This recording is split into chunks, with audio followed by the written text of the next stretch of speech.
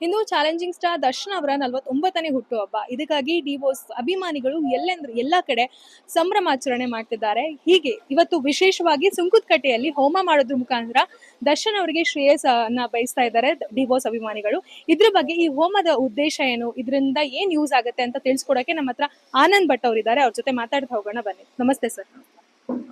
ಇವತ್ತು D boss ಅವರ 49ನೇ ವರ್ಷದ ಜನ್ಮದಿನಕ್ಕೆ ನಾನು ಶುಭ ಹಾರೈಕೆನ ಸಾರಿಸ್ತಾ ಇದ್ದೀನಿ. ಸುಂಕದಕಟ್ಟೆಯಲ್ಲಿ ಇವತ್ತು ವಿಶೇಷವಾಗಿ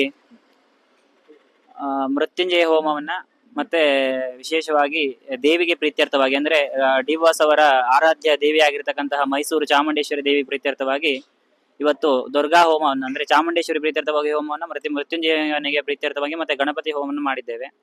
ಈ ಒಂದು ಪೂಜೆಯ ಅನುಗ್ರಹ ಡಿ ಬಾಸ್ ಅವರಿಗೆ ಅತ್ಯಂತ ಶೀಘ್ರವಾಗಿ ಪ್ರಾಪ್ತಿಯಾಗಲಿ, ಅವರು ಕಾರಾಗೃಹದಿಂದ ಬಂಧನ ಮುಕ್ತರಾಗಲಿ ಅನ್ನೋ ಕಾರಣದಿಂದ. ಯಾಕಂತಂದ್ರೆ ದೇವಿಗೆ ಪ್ರೀತ್ಯರ್ಥವಾಗಿ ಯಾಕೆ ಮಾಡಿದ್ದು ಅಂತಂದ್ರೆ, ದೇವಿ ಸಪ್ತಶತಿ ಪಾರಾಯಣದಲ್ಲಿ ಒಂದು ಮಾತನ್ನು ಹೇಳಿದ್ದಾಳೆ. ಏನಂತಂದ್ರೆ ಸರ್ವ ಬಾಧಾ ಪ್ರಶಮನಂ ತ್ರೈಲೋಕ್ಯ ಸ್ಯಾಕಿಲೇಶ್ವರಿ ಏವಮೇವ ತ್ವಯಾ ಕಾರ್ಯಂ ಅಸ್ಮದ್ ವೈರಿ ವಿನಾಶನಂ.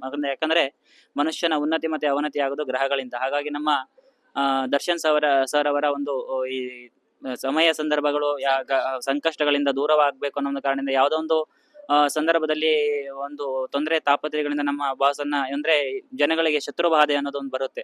ಒಂದು ಮನುಷ್ಯನಿಗೆ ವೈರಿಗಳಿಂದ ತೊಂದರೆಗಳಾಗ್ತಾ ಇದ್ದಾಗ ಆ ತಾಯಿ ಸಪ್ತಶತಿ ಪಾರಾಯಣದಲ್ಲಿ ಒಂದು ಮಾತನ್ನ ಹೇಳಿದ್ದಾಳೆ. ಸರ್ವ ಬಾಧಾ ಪ್ರಶಮನಂ ತ್ರೈಲೋಕ್ಯ ಸ್ಯಾಕಿಲೇಶ್ವರಿ ಏವಮೇವ ತ್ವಯಾ ಕಾರ್ಯಂ ಅಸ್ಮದ್ ವೈರಿ ವಿನಾಶನಂ. ಅಂದ್ರೆ ವೈರಿಗಳ ನಾಶ ಆಗ್ಬೇಕು, ಶತ್ರುಗಳಿಂದ ನಮ್ಗೆ ಮುಕ್ತಿ ಸಿಗ್ಬೇಕು ಅಂತಂದ್ರೆ ಆ ಒಂದು ತಾಯಿಗೆ ಪ್ರೀತ್ಯರ್ಥವಾಗಿ ಹೋಮವನ್ನು ಮಾಡ್ಬೇಕು ಅನ್ನೋ ಉದ್ದೇಶದಿಂದ ಇವತ್ತು ವಿಶೇಷವಾಗಿ ಬೆಳಗ್ಗೆ 9:45ರಿಂದ 11:20 ಒಂದು ಶುಭ ಮುಹೂರ್ತದಲ್ಲಿ ವಿಶೇಷವಾಗಿ ನಾವು ಕಳಶ ಸ್ಥಾಪನೆಯನ್ನು ಮಾಡಿ ವಿಶೇಷವಾಗಿ ತಾಯಿಗೆ ಚಾಮುಂಡೇಶ್ವರಿಗೆ ಮತ್ತೆ ಮೃತ್ಯುಂಜಯನಿಗೆ ಪ್ರೀತ್ಯರ್ಥವಾಗಿ ನಮ್ಮ ದರ್ಶನ್ ಸರ್ ಅವರಿಗೂ ಒಂದು ಆಯುಷ್ಯ ಪ್ರಾಪ್ತಿಯಾಗಲು ಅನ್ನೋ ಒಂದು ಉದ್ದೇಶದಿಂದ ಮೃತ್ಯುಂಜಯ ಹೋಮವನ್ನ ಮತ್ತೆ ಆ ಚಾಮುಂಡೇಶ್ವರಿ ಅನುಗ್ರಹದಿಂದ ಶೀಘ್ರವಾಗಿ ಅವರ ಕಾರಾಗೃಹ ಬಂಧನ ನಿರ್ಮುಕ್ತರಾಗಿ ಅವರು ಅತ್ಯಂತ ಶೀಘ್ರವಾಗಿ ನಾವೆಲ್ಲ ಅಭಿಮಾನಿಗಳು ಅತ್ಯಂತ ಭಕ್ತಿಯಿಂದ, ನಾನು ಕೂಡ ಒಂದು ಡಿ ಬಾಸ್ ಅಭಿಮಾನಿ ಆಗಿರೋದ್ರಿಂದ ಆ ಭಕ್ತಿಯಿಂದ ಡಿ ಬಾಸ್ ನಮ್ಮ ದರ್ಶನ್ ಸರ್ ಅವರು ಅತ್ಯಂತ ಶೀಘ್ರವಾಗಿ ಕಾರಾಗೃಹ ಮುಕ್ತರಾಗಿ ಬಂದು ನಮ್ಮೆಲ್ಲರಿಗೂ ಕೂಡ ಮತ್ತೆ ನಮ್ಮಂತ ಬಡ ಕುಟುಂಬಗಳಿಗೂ ಕೂಡ ಅನ್ನದಾನವನ್ನ ಮಾಡ್ತಕ್ಕಂತಹ ಒಂದು ಒಳ್ಳೆಯ ಮನಸ್ಸಿರುವಂತಹ ವ್ಯಕ್ತಿ ನಮ್ಮ ದರ್ಶನ್ ಸರ್ ಅವರು. ಹಾಗಾಗಿ ಅವರ ಕುಟುಂಬದಲ್ಲಿ ವಿಜಯಲಕ್ಷ್ಮಿ ಅವರಿಗೂ ಆಗಿರ್ಬೋದು, ಅವರ ವಿನೀಶ್ ಅವರ ಮಗನಿಗೂ ಕೂಡ ಕೈಕಾಲುಗಳಲ್ಲಿ ಸುಖವನ್ನು ಕೊಟ್ಟು ಆಯುರಾರೋಗ್ಯ ಐಶ್ವರ್ಯವನ್ನು ಕೊಟ್ಟು ಅವರು ಒಂದು ಬೆಂಗಳೂರು ಗ್ರಾಮದಲ್ಲಿ ಆಯುಷ್ಯವಂತರಾಗಿ ಯಶವಂತರಾಗಿ ಕೀರ್ತಿವಂತರಾಗಿ ಧನವಂತರಾಗಿ ಜೀವನ ಮಾಡತಕ್ಕಂತಹ ಶಕ್ತಿ ಸಾಮರ್ಥ್ಯ ಯಶಸ್ಸು ಅವರಿಗೆ ಪ್ರಾಪ್ತಿಯಾಗಲಿ ಅನ್ನೋ ಉದ್ದೇಶದಿಂದ ಇವತ್ತು ಗಣಪತಿ ಹವನವನ್ನ ಮುಂದೆ ದರ್ಶನ್ ಸರ್ ಅವರ ಜೀವನದಲ್ಲಿ ಬರ್ತಕ್ಕಂಥ ಎಲ್ಲ ಅಡೆತಡೆಗಳು ವಿಘ್ನಗಳು ದೂರ ಆಗ್ಬೇಕಂತೇಳಿ ಗಣಪತಿಗೆ ಪ್ರೀತ್ಯರ್ಥವಾಗಿ ಹವನವನ್ನ ಮತ್ತೆ ನಮ್ಮ ದರ್ಶನ್ ಸರ್ ಅವರಿಗೆ ಆಯುಷ್ಯ ಅಭಿವೃದ್ಧಿ ಆಗ್ಬೇಕು, ಆಯುಷ್ಯ ಪ್ರಾಪ್ತಿ ಆಗ್ಬೇಕು ಅನ್ನೋ ಒಂದು ಉದ್ದೇಶದಿಂದ ಮೃತ್ಯುಂಜಯ ಹವನವನ್ನ ಮತ್ತೆ ಅವರ ಶತ್ರುಗಳ ಬಾಧೆ ಅವರಿಗೆ ನಿವಾರಣೆ ಆಗ್ಬೇಕು, ಯಾರೇ ಒಂದು ಮಾಟಮಂತ್ರ ಪ್ರಯೋಗಗಳು ಅನೇಕ ರೀತಿಯ ಒಂದು ತೊಂದರೆ ತಾಪತ್ರೆಗಳನ್ನ ಮಾಡಿ ದರ್ಶನ್ ಸರ್ ಅವರು ಕಾರಾಗೃಹ ವಾಸ ಮಾಡುವ ಹಾಗೆ ಮಾಡಿರ್ತಕ್ಕಂಥ ಜನಗಳ ಬಾಧೆ ನಿವಾರಣೆ ಆಗ್ಬೇಕು ಅನ್ನೋ ಒಂದು ಉದ್ದೇಶದಿಂದ ನಾವು ಇವತ್ತು ಆ ದೇವಿಗೆ ಪ್ರೀತ್ಯರ್ಥವಾಗಿ ಚಾಮುಂಡೇಶ್ವರಿ ಹೋಮವನ್ನು ಮಾಡಿದ್ದೇವೆ. ಈ ಚಾಮುಂಡೇಶ್ವರಿ ಅನುಗ್ರಹದಿಂದ ನಮ್ಮ ದರ್ಶನ್ ಸರ್ ಅವರು ಅತ್ಯಂತ ಶೀಘ್ರವಾಗಿ ನಮ್ಮೆಲ್ಲರಿಗೂ ಅತ್ಯಂತ ಶೀಘ್ರವಾಗಿ ಒಂದು ಅವರು ಬರಮಾಡ್ಕೊಳ್ಬೇಕು ಅನ್ನೋ ಉದ್ದೇಶದಿಂದ ವಿಶೇಷವಾಗಿ ಸುಂಕದಕಟ್ಟೆಯಲ್ಲಿ ಇವತ್ತು ವಿಶೇಷವಾಗಿ ಹವನವನ್ನು ಮಾಡಿಸಿದ್ದೇವೆ. ಆ ತಾಯಿಯ ಕೃಪಾಶೀರ್ವಾದ ಅವರಿಗೂ ಮತ್ತೆ ದರ್ಶನ್ ಸರ್ಗೆ ಅವರ ಫ್ಯಾಮಿಲಿಗೆ ಮತ್ತೆ ಬಡಾವಣೆಯಲ್ಲಿರ್ತಕ್ಕಂತಹ ಎಲ್ಲ ದರ್ಶನ್ ಸರ್ ಅಭಿಮಾನಿಗಳಿಗೂ ಕೂಡ ಆಯುರಾರೋಗ್ಯ ಐಶ್ವರ್ಯವನ್ನ ಆ ತಾಯಿ ದಯಪಾಲಿಸಲಿ ಅಂತ ಹೇಳಿ ನಾನು 4 ಮಾತನ್ನು ಮುಗಿಸ್ತೇನೆ. ಈ ಹೋಮ ಮಾಡ್ಬೇಕು ಅಂತ ಅನ್ಸಿದ್ ಹೇಗೆ ನಿಮ್ಗೆ? ಮೇಡಮ್ ಏನ್ ಕನ್ಸು ಅಂತ ಹೇಳಿದ್ರೆ, ಪಾಪ ಎಷ್ಟು ಜನಗಳಿಗೆ ಸಹಾಯ ಮಾಡಿದ್ದಾರೆ, ಎಲ್ಲ ಮಾಡಿದ್ದಾರೆ. ಈಗ ನಾವು ಲಾಸ್ಟ್ 2 ವರ್ಷದಿಂದ ಈ ತರ ಕಷ್ಟದ ಮೇಲೆ ಕಷ್ಟ ಯಾಕೆ ಬರುತ್ತೆ ಅಂತ ಗೊತ್ತಿಲ್ಲ. ನಾವ್ ಯಾವ್ದೋ ಒಂದು ಚಾನಲ್ ನೋಡಿದ್ವಿ, ಬಾಸ್ಕಿ ಯಾರೋ ಹಂದಿ ಕಡಿಸಿ ಏನೋ ಮಾಡಿದ್ದಾರೆ, ಈ ತರ ಮಾಟ ಮಾಡಿಸಿದಾರಪ್ಪ ಆ ತರ ಈ ತರ ಅಂತೆಲ್ಲ ಹೇಳ್ತಾ ಇದ್ರು. ಸೊ ಇದರಿಂದ ನಮ್ಗೆ ನಮ್ಮ ಗೊತ್ತಿರುವಂತ ಗುರುಜಿ ಅವ್ರನ್ನ ಕಾಂಟ್ಯಾಕ್ಟ್ ಮಾಡಿ ಏನ್ ಮಾಡ್ಬೋದು ಅಂತ ಕೇಳಿದಾಗ ಈ ತರ ಒಂದು ಮೃತ್ಯುಂಜಯ ಹೋಮ ಮಾಡಿಸಿ ಅಂತ ಹೇಳಿದ್ರು. ಅದಕ್ಕೋಸ್ಕರ ನಾವೆಲ್ಲರೂ ಸೇರಿ ನಮ್ಮ ತಂಡದವರೆಲ್ಲ ಸೇರಿ ಇದನ್ನ ಆಯೋಜನೆ ಮಾಡ್ತೀವಿ. ಎಷ್ಟು ವರ್ಷದಿಂದ ನೀವು ಡಿ ಬಾಸ್ ಅಭಿಮಾನಿ?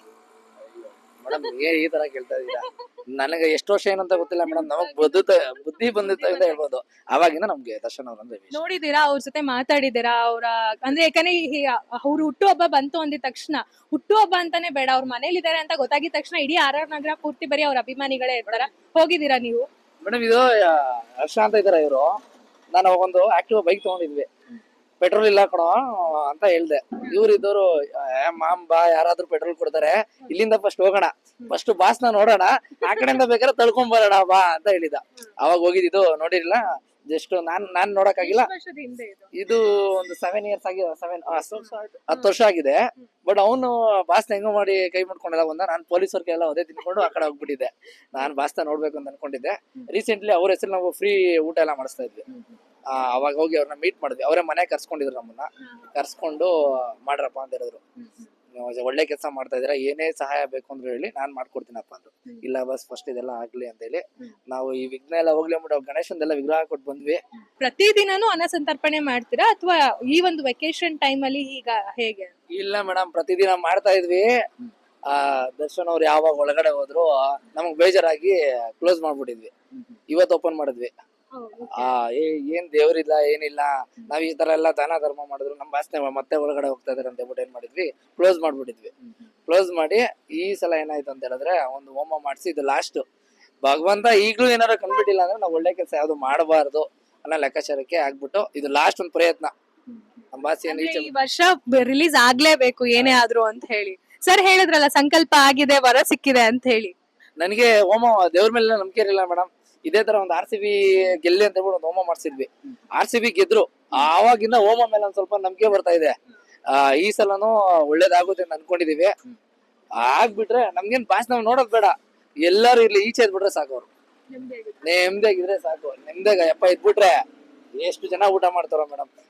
ನಾವು ಇದನ್ನ ಸ್ಟಾಪ್ ಮಾಡ್ಬಿಟ್ಟಿದೀವಿ ಅಂತೆಲ್ಲ ಇದಾಗದಾಗ ನಮ್ಮವ್ರು ಒಬ್ರು ಧನ್ವೀರ್ ಸರ್ ಎಲ್ಲ ಕಾಲ್ ಮಾಡಿದಾರೆ, ಮತ್ತೆ ಸ್ಟಾರ್ಟ್ ಮಾಡಿ, ಅಣ್ಣನ್ಗೆ ಇದೆಲ್ಲ ಇಷ್ಟ ಆಗಲ್ಲ, ಮತ್ತೆ ಸ್ಟಾರ್ಟ್ ಮಾಡ್ಬೇಕು ಅಂತ ಹೇಳಿದ್ರು. ನಮಗ್ ಬೇಜಾರಾಗ್ಬಿಟ್ಟಿತ್ತು ಮೇಡಮ್. ಈಗ ಮತ್ತೆ ಸ್ಟಾರ್ಟ್ ಮಾಡಿದೀವಿ. ಈ ಸಲ ಏನಂತ ಹೇಳಿದ್ರೆ ವಾರದಲ್ಲಿ 2 ದಿನ ಮಾತ್ರ ಕೊಡ್ತೀವಿ. ಇನ್ ಮಿಕ್ಕಿದೆಲ್ಲ ಬಂದ್ಬಿಟ್ಟು ರಸ್ತೆ ಏನಿದೆ ಅದನ್ನೆಲ್ಲ ಇದ್ ಮಾಡ್ಕೊಂಡು ಅದ್ರ ಕಡೆ ಕೊಡ್ತೀವಿ. ಸೊ ನಾವು ಚಿಕ್ಕ ವಯಸ್ಸಿಂದನೂ ತುಂಬಾ ದರ್ಶನ್ಗೆ ಡೈ ಹಾರ್ಡ್ ಫ್ಯಾನ್ಸು. ನಾನು ಮತ್ತೆ ನಮ್ಮ ಎಂಟೈರ್ ಫ್ಯಾಮಿಲಿ ಎಲ್ಲ ಕೂಡ, ನಮ್ಮ ಮದರ್ ಎಲ್ಲರೂ ಡೈ ಹಾರ್ಡ್ ಫ್ಯಾನು ದರ್ಶನ್ಗೋಸ್ಕರ. ಸೊ ಅವರು ಮಂಡ್ಯದಲ್ಲಿ ಬಂದು, ನಾವು ಬೇಸಿಕಲಿ ನೇಟಿವ್ ಬಂದು ನಮ್ದು ಮಂಡ್ಯ. ಸೊ ಅಲ್ಲಿ ಕ್ಯಾನ್ವಾಸ್ ಬಂದಾಗೆಲ್ಲ ದರ್ಶನ್ ಸರ್ನ ನೋಡ್ಬೇಕು ಅಂತ ತುಂಬಾ ನಾವು ಸ್ಕೂಲ್ಗೆಲ್ಲ ಕಾಲೇಜ್ಗೆಲ್ಲ ರಜಾ ಹಾಕೊಂಡೆಲ್ಲ ಹೋಗ್ತಾ ಇದ್ವಿ ನೋಡೋದಕ್ಕೆ. ಸೊ ಅವ್ರ ಮೇಲೆ ಅಷ್ಟೊಂದು ಪ್ರೀತಿ ಅಭಿಮಾನ. ಸೊ ಲಾಸ್ಟ್ ಟೈಮು ನಮ್ಮ ಬ್ರದರ್ ಹೇಳಿದಾಗೆ ಮನೆಗೆಲ್ಲ ನಾವೆಲ್ಲ ಪ್ರತಿಯೊಂದು ಆಶ್ರಯ ಸೇವಾ ಸಮಿತಿ ಅಂತೇಳಿ ಟ್ರಸ್ಟ್ ಓಪನ್ ಮಾಡಿ ದರ್ಶನ್ ಸರ್ ಹೆಸರಲ್ಲಿ ನಾವು ಎಲ್ಲ ಫ್ರೀ ಊಟನ ಹಂಚ್ತಾ ಇದ್ದೀವಿ. ಸೊ ಆ ಒಂದು ಇದನ್ನ ನೋಡಿರೋ ಮನೆಗೆ ಕರೆದು ಮಾತಾಡ್ಸಿದ್ದು ನಮಗೂ ತುಂಬಾ ಖುಷಿ ಆಯ್ತು. ಮನೆಗೆ ಕರೆದು ಮಾತಾಡಿದ್ದು ನಮ್ಗೆ ತುಂಬಾ ಖುಷಿ ಆಯ್ತು. ಸೊ ಹಾರ್ಟ್ಲಿ ತುಂಬಾ ಒಳ್ಳೆ ಮನಸ್ಸಿದೆ ಅವ್ರಿಗೆ, ತುಂಬಾ ಹತ್ರದಿಂದ ನೋಡಿದೀವಿ. ಅಷ್ಟು ಒಂದು ಒಳ್ಳೆ ಮನಸ್ಸಿರೋ ವ್ಯಕ್ತಿನ ನಾನು ಫಸ್ಟ್ ಟೈಮ್ ನೋಡಿದ್ದು. ಸೊ ಹಾಗಾಗಿ ಅವರೊಬ್ಬೊಂದು ಅಭಿಮಾನಿ ಆಗಿರೋದಕ್ಕೆ ನಮ್ಗೆ ತುಂಬಾ ಖುಷಿ ಆಗುತ್ತೆ. ಸೊ ಆದಷ್ಟು ಬೇಗ ಅವರು ಜೈಲಿಂದ ಆಚೆ ಬಂದು ತುಂಬಾ ಸಿನಿಮಾಗಳು ಮಾಡ್ಲಿ, ಅವರಿಂದ 100 ಜನ 1000 ಜನ ಊಟ ಮಾಡ್ತಾರೆ, ಆಚೆ ಬರ್ಲಿ ಆದಷ್ಟು ಬೇಗ ಅಂತ ನಾವು ಚಾಮುಂಡೇಶ್ವರಿ ತಾಯಿನಲ್ಲಿ ಕೇಳ್ಕೊಂತೀವಿ. ಸೊ ಹಾಗಾಗಿ ಇವತ್ತು ಒಂದು ಹೋಮನ ಹಮ್ಮಿಕೊಂಡಿದೀವಿ ಅವ್ರ ಬರ್ಡೇ ದಿನ. ಆದಷ್ಟು ಅವರು ಬೇಗ ಆಚೆ ಬರ್ಲಿ, ಖಂಡಿತ ಎಲ್ಲರೂ ಒಳ್ಳೇದಾಗ್ಲಿ ಬಾಸ್ಗೆ ಅಂತೇಳಿ ಹೇಳೋದಕ್ಕೆ ಇಷ್ಟಪಡ್ತೀನಿ. ಬಡವ್ರಿಗೆಲ್ಲ ಕಷ್ಟ ಹೆಲ್ಪ್ ಮಾಡಿ ಕೊಟ್ಟವ್ರೆ. ಏನೋ ಒಳ್ಳೇದನ, ಒಂದು ಕೆಟ್ಟತನ ಆಗ್ಬಿಟ್ಟಿದೆ, ನೋಡ್ಬೇಕು ಮೇಡಮ್ ಅವ್ರ ಮುಂದೆ ಏನೋ ಒಳ್ಳೇದಾಗಿ ಬಾಸ್ ಬಂದ್ರೆ. ಈ ಹೋಮದ ಬಗ್ಗೆ ಹೇಳೋದಾರೆ ಸರ್, ಎಷ್ಟು ದಿನ ಪ್ರಿಪರೇಷನ್ ನಿಮ್ದು ಇತ್ತಾ, ಹೇಗೆ? ಇಲ್ಲ, ನಮ್ಮ ಜಗ ಅವರು ಮಾಡ್ತಾ ಇದ್ರು, ನಮ್ದು ಸಪೋರ್ಟ್ ಇದೆ, ಮಾಡೋಣ ಅಂತ ಹೇಳಿದ್ರು, ಮಾಡ್ತಾ ಇದ್ರು ಮೇಡಮ್. ದೇವ್ರದ್ದು ಅನುಗ್ರಹ ಇರ್ತದೆ, ಯಾವಾಗ ರಿಲೀಸ್ ಆಯ್ತಾರೆ ಆದ್ರೆ ಒಳ್ಳೆತನ.